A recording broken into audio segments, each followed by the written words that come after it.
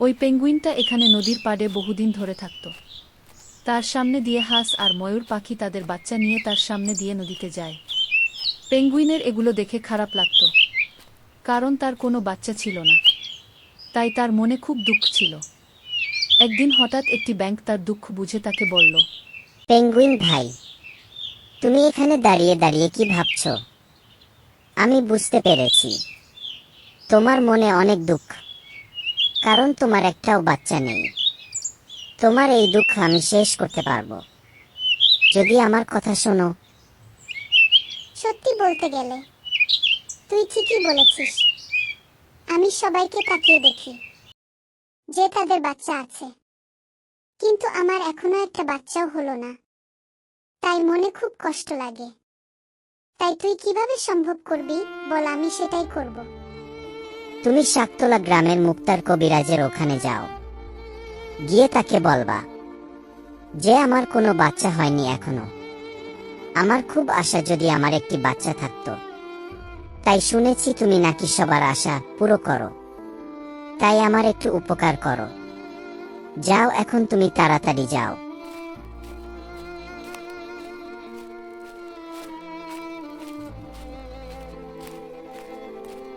কবিরাজ বাবা, আমি শুনেছি তুমি নাকি অন্যকে সহায় করো।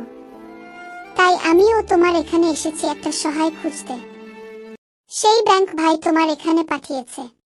তোমাকে কে বলল? আমি আগে উপকার করতাম, কিন্তু এখন করি না, কারণ এখানে বহুত নিয়ম রয়েছে। এটা বহুত রিক্সের কাম। তুমি নাকি বাচ্চা দিতে পারো, আমার একটা বাচ্চাও নেই। তাই এই উপকারটা আমার করতে হবে। আরে বললাম তো, আমি এখন এইসব কাম করি না। তাই তুমি দয়া করে অন্য একটি জায়গায় চলে যাও। আমাকে বিরক্ত করো না। যাও, তাড়াতাড়ি যাও। না কবিরাজ বাবা, উপকার আপনার করতে হবে। আমি আপনার পায়ে পড়ি, তাও এই উপকার করতে হবে।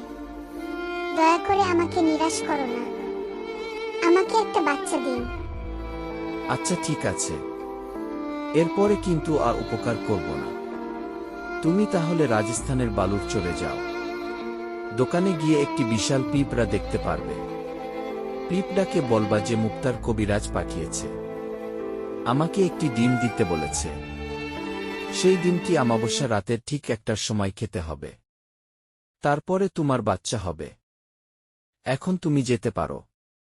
যাও তাড়াতাড়ি।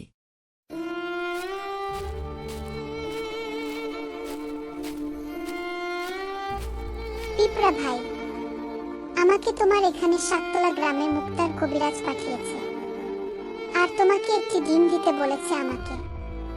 সে বলেছে তার কথা বললে নাকি দিয়ে দিবে। তাই তোমার এখানে ডিম নিতে এসেছি। কবিরাজ বাবাকে আমি কতবার বলেছি যে আমার বহুত কষ্ট হয় ডিম দিতে, তার সত্ত্বেও সে অন্যকে পাঠিয়ে দেয়। সে বোঝার চেষ্টাই করে না। পিঁপড়া ভাই, এবারের জন্য দিয়ে দাও।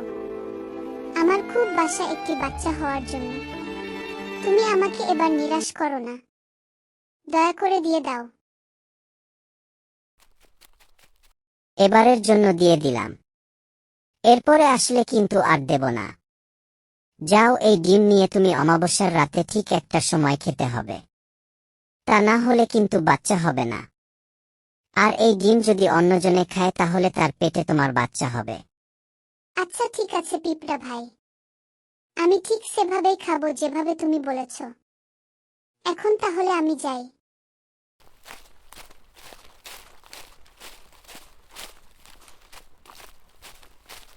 এরপর পেঙ্গুইন এসে পড়তে লাগে। পেঙ্গুইনটির ভাষা ছিল খ্যারের পালার উপরে। সে তার বাসায় এসে ডিমটি রেখে দেয় বাসার উপরে। ডিম রেখে দিয়ে সে খেরের পালার উপরে বসে জিরাতে লাগে। কিছুক্ষণ পর তার খিদে লাগে, তাই সে ডিমটি ওখানে রেখে খাদ্য খেতে চলে যায় অন্য একটি জায়গাতে। এরপর একটি চিল এসে শেরের পালার উপরে বসে যায়, আর তার নজরে পড়ে সেই ডিমটির উপরে। চিল দেরি না করে ডিমটি কামড় দিয়ে নিয়ে চলে যায় আর খেয়ে ফেলে। কিছুক্ষণ পর দেখবেন ফিরে আসে তার বাসায়। এসে দেখে তার বাসায় ডিমটি নেই। এই দেখে তার মাথা নষ্ট হয়ে যায়, আর সে তাড়াতাড়ি করে খুঁজতে যায়।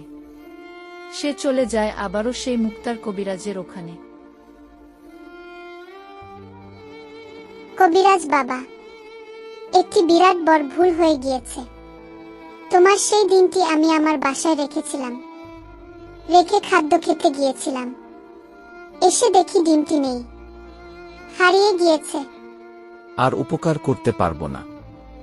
আমি দিয়েছিলাম তো তুমি রাখতে পারলা না, সেটা কি আমার দোষ? যাও, চলে যাও। না বাবা, আমার এই উপকারটা করতেই হবে। আমার ডিমটি বাহির করে দিন। কে বা চুরি করেছে, একটু বাহির করে দাও। কেন তুই আমাকে বারবার জ্বালাচ্ছিস? তোকে দিয়েছিলাম তো, তুই রাখতে পারলি না কেন? বাবা, এবার শেষবার, আমাকে আমার ডিমটি বাহির করে দাও। আচ্ছা ঠিক আছে, শেষবারের মতো বাহির করে দিচ্ছি। তোর ডিমটি ধুবড়ি বালুর চরের সেই বিশাল চিলটি নিয়েছে। ব্যাং, তুই সাথে যা, গিয়ে ডিমটি নিয়ে দে। যা, তাড়াতাড়ি যা।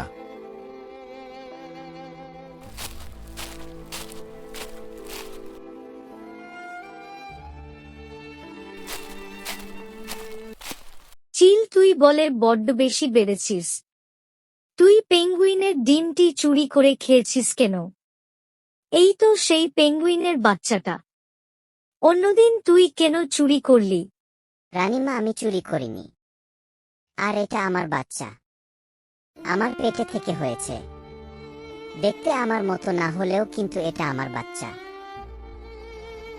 তুই আবারও মিথ্যা কথা বলছিস।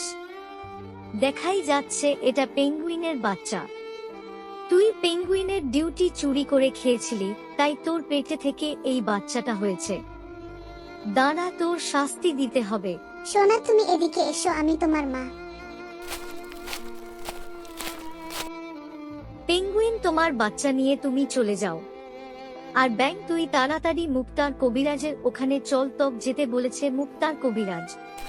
চলো আমরা যাই।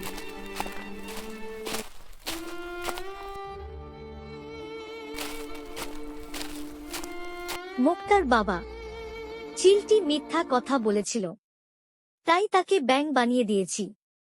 এই সেই ব্যাং তোমার সামনে বসে আছে। একদম ঠিক কাম করেছিস। এখন এখানেই থেকে আমার কাম করবে। আর পেঙ্গুইন, তোর বাচ্চা নিয়ে তুই চলে যা। আর বাচ্চাটার দেখাশোনা করিস, ভালোভাবে রাখবি। যা। এভাবে মুক্তার কবিরাজ বহু জন্তুকে ব্যাংক বানিয়ে তার এখানে রেখেছে। ওদিকে পেঙ্গুইন নদীর পাড়ে গিয়ে তার বাচ্চাকে দেখাশোনা করে আর একসাথে বসবাস করতে থাকে। আর বন্ধুরা, এরকম ভিডিও দেখার জন্য চ্যানেলটি সাবস্ক্রাইব করে রাখুন।